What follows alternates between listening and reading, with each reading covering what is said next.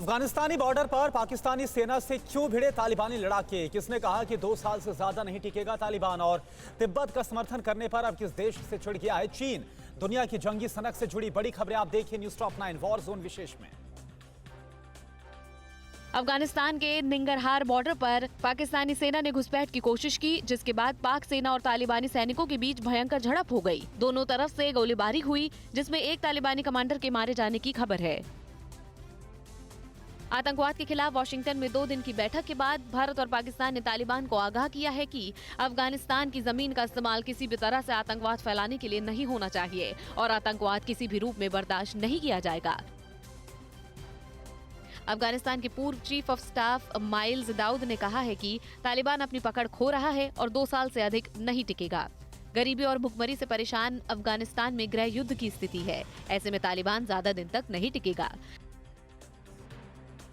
विदेश मंत्री Tony Blinken ने घोषणा की है कि अमेरिका अफगानिस्तान को 144 मिलियन अमेरिकी डॉलर की सहायता देगा। इसके बाद गंभीर मानवीय संकट झेल रहे अफगानिस्तानियों के लिए 2021 में कुल अमेरिकी मदद बढ़कर 474 मिलियन अमेरिकी डॉलर हो गई है।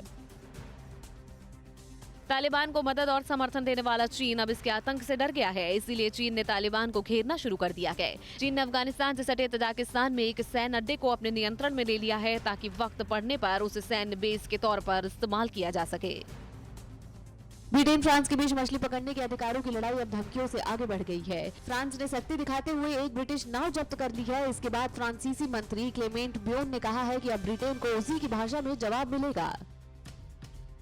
यूएस प्रेसिडेंट बाइडेन अपनी यूरोपीय यात्रा पर ईरान के परमाणु कार्यक्रम के खिलाफ सख्त कदम उठा सकते हैं। अमेरिकी राष्ट्रीय सुरक्षा सलाहकार जेक सुलिवन के मुताबिक बाइडेन फ्रांस, जर्मनी और ब्रिटेन के नेताओं से इस मुद्दे पर बात करेंगे।